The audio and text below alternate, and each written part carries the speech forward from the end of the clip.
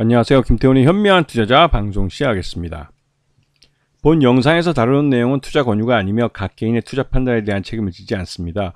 별도 SNS 채널 가입을 유도하거나 투자 권유 및 유료 리딩 서비스를 홍보하는 불법 사칭 계정에 유의하시기 바랍니다. 자, 오늘은 우리넷이라는 회사에 대해 좀 말씀을 드리겠는데요. 이 회사도 대표적인 통신 장비 업체입니다. 이 사진에서 보시다시피 우리가 주변에서 컴퓨터 뒤나 그럴 때 보면 모뎀이라고 해서 이 통신 장비로서 사용되는 우리 흔하게 보는 그런 5G 특화용 모뎀을 만드는 회사죠. 그러다 보니 이 회사는 이미 투자가 될 만큼 됐기 때문에 이 5G로는 그렇게 큰 수익이 나지 않았습니다. 그래서 지난해 2023년 11월 달에 최대주가 바뀌었죠. 그 전까지만 해도 계속 적자를 기록하던 회사였습니다. 주인이 바뀌고 나서 올해 2024년에 흑자로 돌아와서 이제 상반기 실적 기준으로는 대규모 흑자를 내고 있는 그런 회사이기도 합니다. 지금 요번 상반기까지 보시게 되면 전체 매출액 중에 광 패킷 전송장치라는 SPN 쪽에서 전체 매출액 반이 발생하고 있습니다. 그리고 이쪽은 군에 납품되는 방위사업 쪽에 사용되는 그런 장비이기도 하죠. 그러다 보니 이 실제로 우리넷은 지금 방위사업 쪽에서 대부분의 매출을 거의 50% 이상의 매출을 올리고 있다고 해도 과언이 아니죠. 그 외에 다른 사업들은 좀 특이하게 미술품 사업이나 이러한 사업들을 갖고 있는데요. 이거는 돈이 안 되는데도 이런 사업을 하고 있는 게 좀 특이하다는 생각이 좀 들기도 합니다. 이거는 이전부터 해왔던 사업으로 보이는데 경영권이 바뀌고 나서도 계속 사업을 하는 게 좀 이상하긴 합니다. 자, 그리고 이 연결 포괄 손익계산서를 보시게 되면 상반기 누적으로 봤을 때 전년에 369억에서 이번에는 825억으로 대폭 늘어난 걸 볼 수가 있습니다. 매출 내용이 그렇게 커지다 보니 영업이익도 지금 적자 42억에서 흑자 223억으로 급증을 했고 단기순이익도 200억대를 기록했습니다. 이거 완전히 실적만 놓고 보면 어닝 서프라이즈가 해도 과언이 아닌데요. 이렇게 급증하게 됐던 건 주인이 바뀌고 나서 이 차기 국방 그 광대역 통신망 관련 장비 구축 사업을 수주하면서 대규모로 이게 이제 한 800억짜리 사업으로 알려져 있는데 이 사업을 수주하면서 이 관련된 매출이 일어나면서 전체적으로 실적이 개선된 걸로 보입니다. 특히 이제 국방 쪽 관련 이 방위 사업 쪽은 뚫기가 어렵지. 한번 뚫고 나면 그 자체가 진입 장벽으로 쉽게 타인이나 경쟁사가 들어올 수 없는 시장이기 때문에 이런 매출액이 지금 방위 사업 쪽에서 꾸준히 이 레퍼런스를 쌓으면서 계속해 나갈 수 있는 그런 그 사업으로 보여. 이 우리넷의 그 어떻게 보면 캐시카우적 사업이 이 방위 사업 쪽으로 발생할 가능성이 큰 거죠. 그래서 우리넷 매출액을 보게 되면 그동안 계속 2023년 그 전 주인이 있을 때 전 최대주일 때는 계속 빌빌거리면서 실적도 별로 안 좋았지만 지난해 11월 달 주인이 바뀌고 나서 매출 외형도 그렇고 작년과 비교할 때 업그레이드 된 게 좀 심하다 싶을 정도로 그 실적이 아주 큰 폭으로 증가했습니다. 그래서 이제 요번에 현재 지금 최대주는 넷솔루션 홀딩스라는 회사인데 이 회사는 이 사모펀드가 갖고 있는 그 어떻게 보면 그 SPC 그 페이퍼 컴퍼니라고 할 수가 있죠. 즉 이 우리넷이라는 회사를 지배하기 위한 사모펀드가 만든 회사 이 우리넷을 지배하기 위한 회사입니다.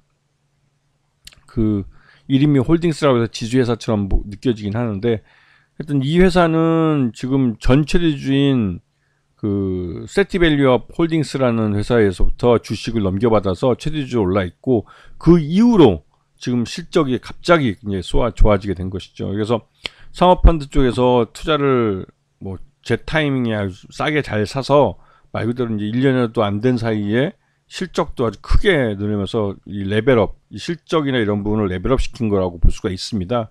사모펀드는 단기간에 회사를 그 정상화시키고 그 정상화시킨 그 기업 가치가 늘어난 부분을 그 나중에 또 M&A를 통해서 회수하는 그런 식으로 이 사업을 하는 회사입니다.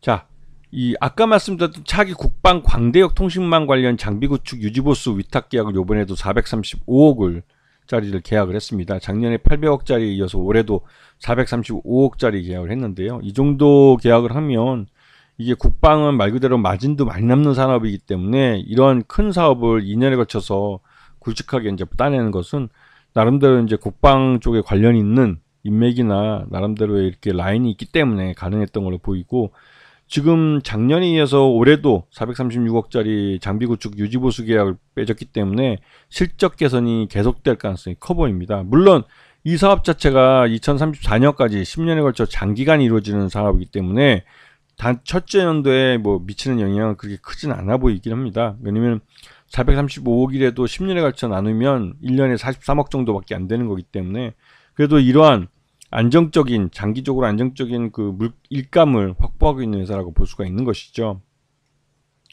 그리고 요번에 우리넷이 이제 이 국내 최초로 해킹 불가 양자통신 암호화 장비를 이제 보안 기능 확인서를 이제 획득을 했습니다. 이게 양자통신 관련해서 암호화 장비를 인증을 받은 건데요.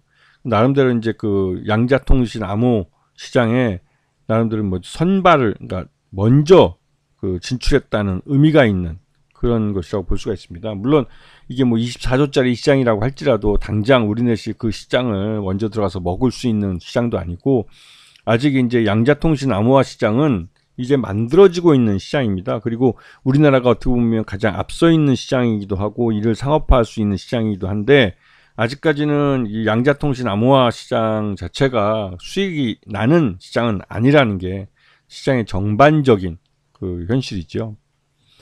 자, 보시게 되면 우리넷이 지난 몇 년 동안 이 통신시장의 부진으로 인해서 계속 주가가 흘러내렸습니다. 아까 앞에서 보였듯이 작년 11월 달에 최대주가 바뀌기 전까지만 해도 적자를 계속 보던 회사인데, 이 작년 11월 달에 최대주가 바뀌고 나서 실적이 갑자기 개선되고 있고, 그 개선된 실적에 대한 주가 반영이 지금 이루어지고 있는 것이라고 볼 수가 있습니다. 특히나 올 상반기는 확실히 전년 동기 대비해서 흑자로 전환하는 것을 보여주고 있기 때문에 그런 부분에 대해서 주가가 뒤늦게 좀 반영이 되고 있고, 여기에 최근 뭐 양자아모니 이런 호재성 재료들이 나오면서 그 호재성 재료가 주가에 또 반영을 되면서 주가를 끌어올리는 그런 모습을 볼 수가 있는 것이죠. 그리고 이 회사는 지금 최대주 지분이 뭐 그렇게 많지 않은 편인데다가 실적이 굉장히 좋아졌기 때문에 유상증자를 할 위험성도 상대적으로 좀 낮은 그런 회사이기도 합니다. 그래서 지금 현재 지분율을 갖고 지분율을 그대로 유지하면서 이런 실적을 주가에 반영해가는 흐름을 보일 가능성이 큰데요. 지금 2분기 실적 기준으로 봤을 때 적정 주가 한 12,000원 정도로 평가되고 있기 때문에 지금 현 주가는 현저히 저평가되어 있는 걸로 보이고, 지금 이 우리넷에 대한 주가는 이전에 통신 장비업을 주로 하던 그런 회사에서 이제는 방위 사업 관련된 사업을 하는 좀 특화된 그런 회사를 보는, 물론 이게 기존 사업이 민간 쪽 사업이 부진하기 때문에 방위 산업이라도 재료를 잡아서 꾸준히 실적을 내는 것이 안정적일 수도 있고, 또 그나마도 다른 통신 장비 업체보다는 사정이 좀 나은 회사로 보일 수가 있는 겁니다. 그렇기 때문에 이 우리넷은 이 방위 사업 쪽에 이 사업을 잡았다는 것만으로 해도 안정적인 수익을 가져갈 수 있는 회사라고 좀 믿어지기 때문에 이런 부분이 주가에 반영되는 흐름을 나타낼 수 있습니다. 특히 앞에서 보였듯이 상업펀드가 최대적으로 올라가는 회사들은 기업 가치를 빠르게 개선하기 위해서 여러 가지 호재성 재료들을 많이 내놓고 하기 때문에, 그런 부분 때문에도 우리넷은 다른 통신 장비 업체들과는 좀 다른 길을 갈지 않을까라는 기대감을 갖게 하고 있습니다. 이런 면을 좀 주의 깊게 보셔야 되는 것이죠. 아시겠죠? 자, 오늘 방송 여기서 마치겠습니다. 감사합니다.